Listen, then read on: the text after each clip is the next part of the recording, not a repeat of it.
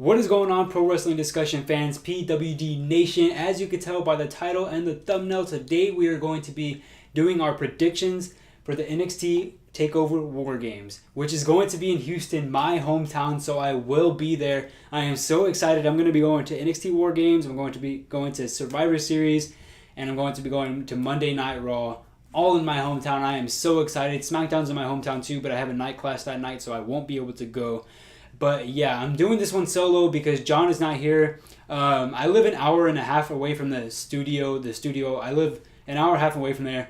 And so he's not able to do it right now because it's a weekday. I only go there on the weekends and some weekdays.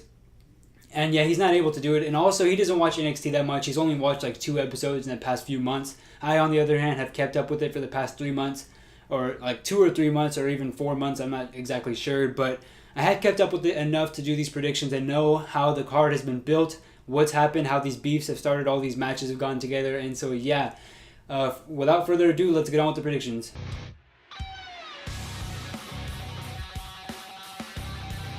So the first match of the night will be a dark match, so only people in Houston, which I will be there to see. It sucks that most people won't be able to see this because I guarantee you that it's going to be a great match. Like, I can't wait for this match. I'm pretty excited about it.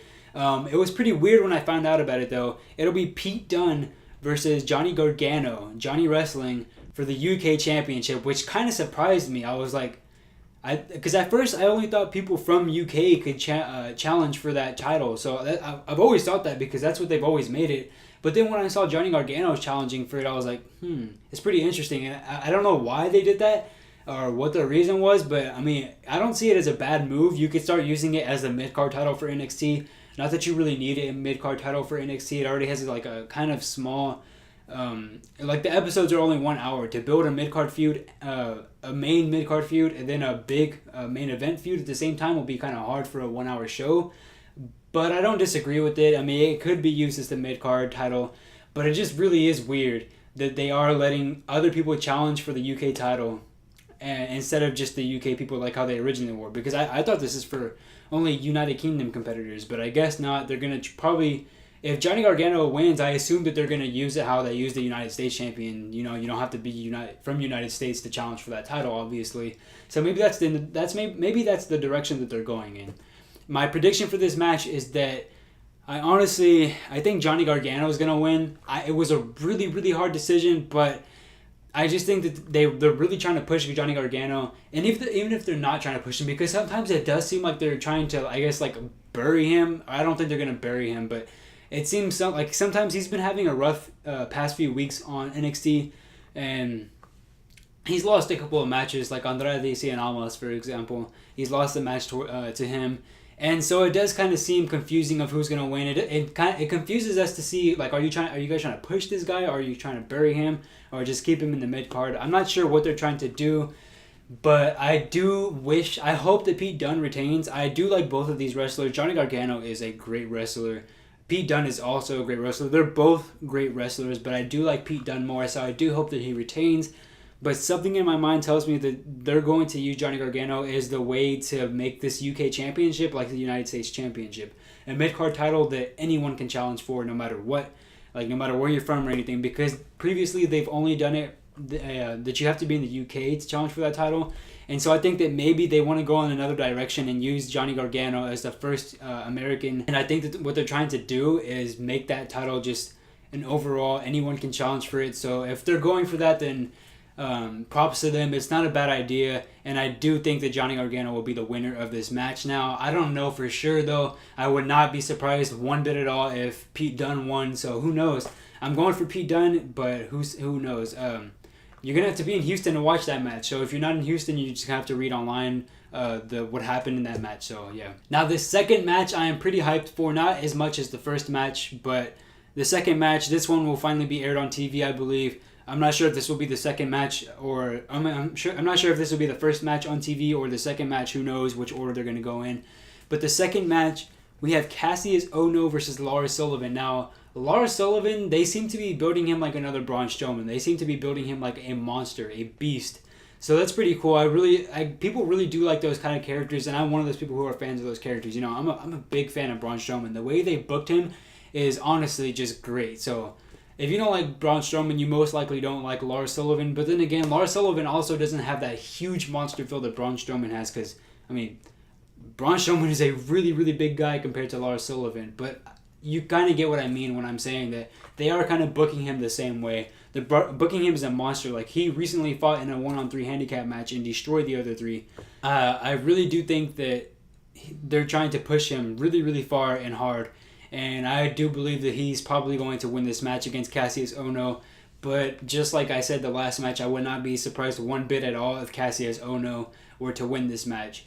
Because they do seem pretty high on Cassius Ohno as well. They really are pushing the both of them. So that's what I like. You have two people who are being elevated equally, and they're going to go head on one-on-one. That's really, really good. So I'm not sure who's going to win that match, but my prediction slightly is Lars Sullivan. I really do like Lars Sullivan. Honestly, I don't like Cassius Ohno. I don't get the hype around him. I don't like him. And I'm sorry if you disagree, but that's just my opinion. I don't care for him that much. That's just, I don't know. So, yeah, I do think Lars Sullivan is taking that match, but it will be a great match, no doubt. So, expect a good match from these two. Third, we have Aleister Black versus the Velveteen Dream. Now, this is a match that I am really, really ready for. You know, a Velveteen Dream, they've been building this up really cool. Velveteen Dream has just been wanting Aleister Black for him to say his name. That's all the hype has been about, all the feud has been about, I mean.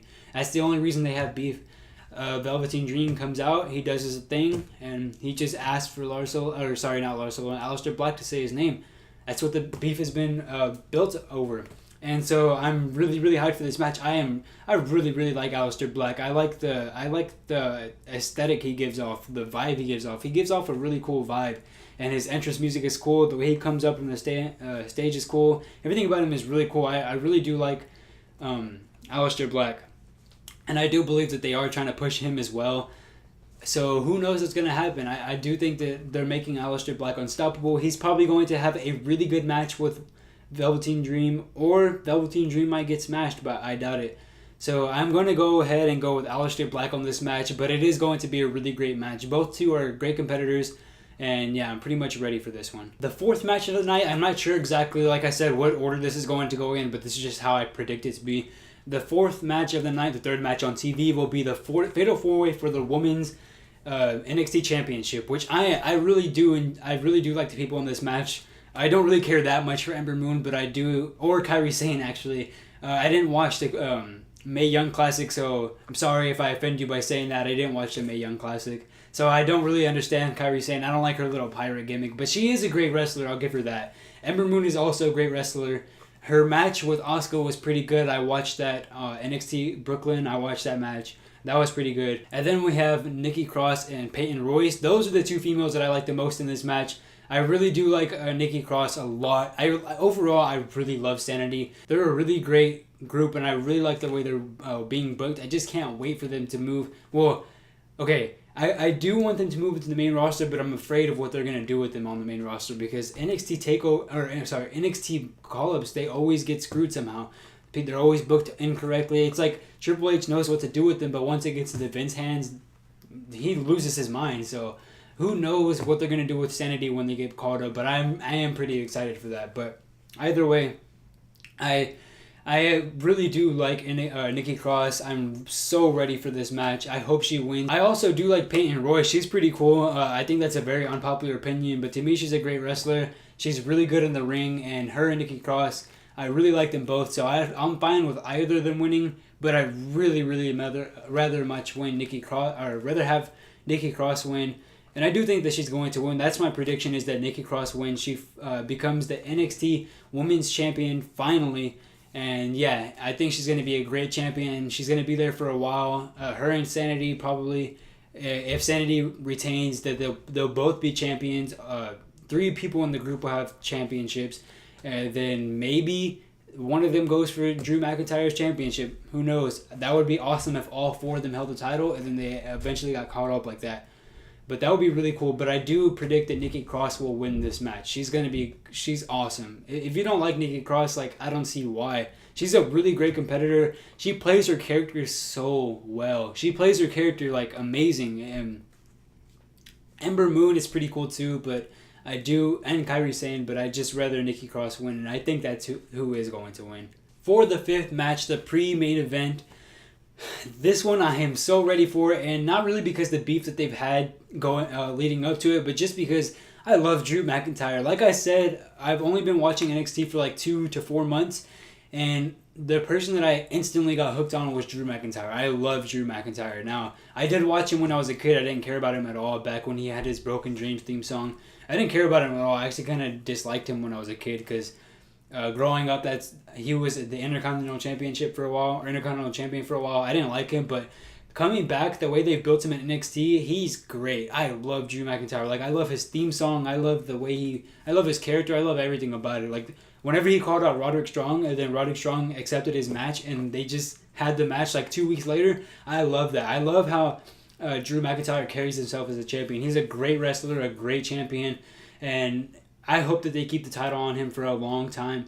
And he's one person that I worry about his main roster call up, because I don't know how they're going to do, because we already seen what Vince has done with him before. I hope he does not do the same with him, because let's be honest, his run before NXT, like pre-NXT days, his run in WWE was not the greatest, and I really do like his NXT run right now.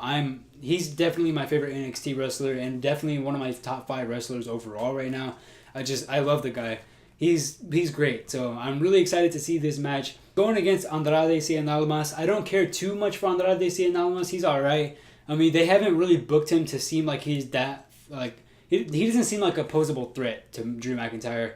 But also with the way that, I think her name's Selena Vega, the way that she's built him up, it kind of makes him seem like a credible opponent. So hopefully, I think they'll have a good match. Hopefully they do, because they're both great wrestlers.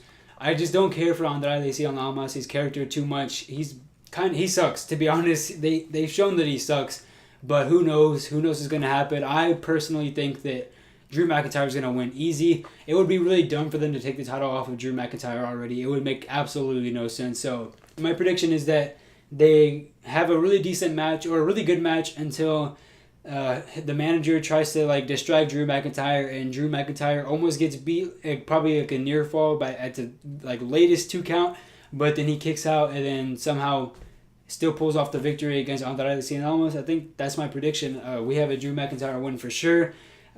I don't think that Andrade Cien Almas is gonna win at all. Like, I don't give him any chance. He probably has like a 1% chance of winning. I don't think he is. So yeah, my prediction is definitely Drew McIntyre, my favorite NXT wrestler right now. But it is going to be a great match, and I am really excited for it. I'm so glad that I'm going to be able to see Drew McIntyre live. He is just like, he's an amazing person. Like, his character and everything, the way they built him, I love Drew McIntyre. So yeah.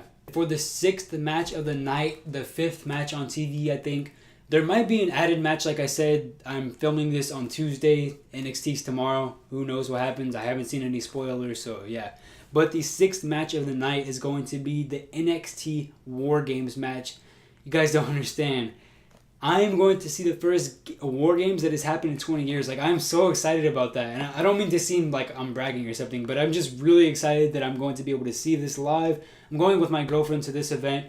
She doesn't really watch WWE that much, so she doesn't watch it at all. She's watched like one NXT episode, and she hasn't watched it after that. So I hope she has a fun time. I think she will. So NXT is making the return of the WCW and just the old classic pay-per-view WarGames. Now, as you can see right there, that's a big thing. When I found out that they were having WarGames, I instantly caught my ticket. Like, as soon as it went on sale, I was like, okay, they're doing something rare.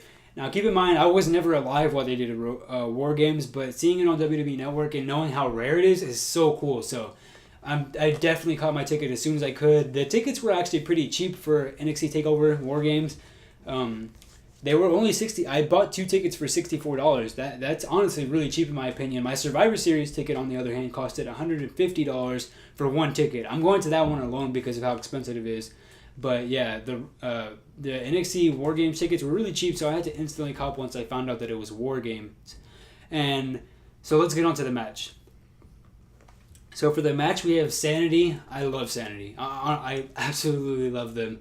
We have Sanity, we have Undisputed Era, and then we have Authors of Pain. Now, the first team that I can count out automatically is Authors of Pain. I feel like they haven't been booked to even seem like that they're going to win this match. I don't think they are. Authors of Pain also, I forgot to mention Roderick Strong is on that team. I love Roderick Strong as well, but I don't think Authors of Pain, I don't think they're going to win this match. So it's going to be out of Undisputed Era and Sanity. Now this one is really hard. This one is really hard, but I'm going to go ahead and go with Undisputed Era. Now, I'm not sure how this is going to happen, and I do want Sanity to win. I'm a big Sanity person. I really love Sanity when it comes to all 4 of the members. Nikki Cross, the men, like just all 4 of them. I really love Sanity. So I'm really hoping that they win, but I would not be surprised if Undisputed Era won. But it goes either way. I wouldn't be surprised if either team's won, but I don't think Authors of Pain is going to win. But man, Sanity, I hope that they win, but I do think Undisputed Era is going to win, and this is why I think so.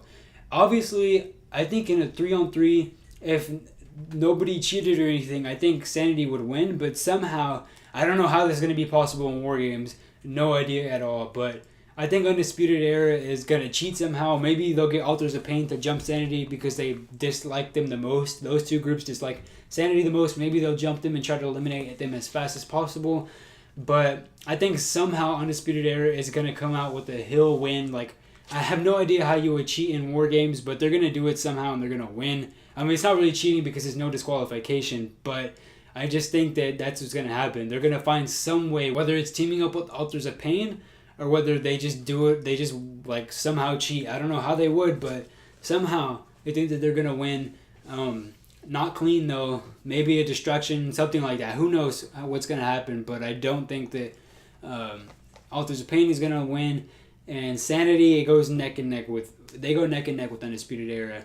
I think that it would be pretty dumb for Undisputed Era's first match, like as a team, their first match at a main pay-per-view, a takeover, and for them to lose. I think that would look bad because we already do believe that Authors of Pain and Sanity are credible groups. We do believe that they're built correctly. Like, they're good teams. We both know that. So if we see Undisputed Era, their first match, they lose or get destroyed, even worse, that would be dumb. That wouldn't make them look like a good team. So I do think the Undisputed Era is going to win. It's the best way that they would go.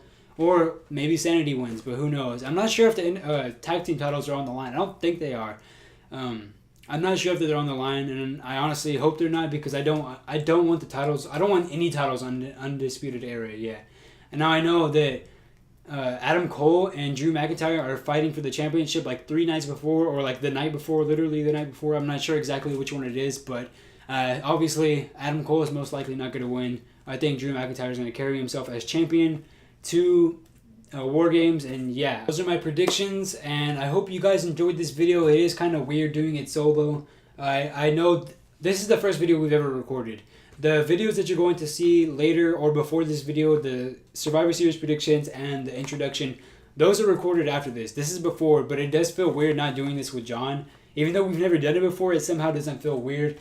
John, shout out to you. Hope you're watching this video. If you enjoyed this video, go ahead and leave a thumbs up and subscribe down below to PWD Nation to become a PWD fan forever. See all of our new content. We have a lot of great new content coming out soon because over the next few weeks, we're going to be trying to push this channel as hard as we can. I think in a few days, I'll be doing the SmackDown and Raw review. I'll be at Raw too. Me and John will be at Raw together. We'll try to vlog that if we can for you guys. And yeah, I hope you guys enjoyed this video. Thanks for watching. Goodbye.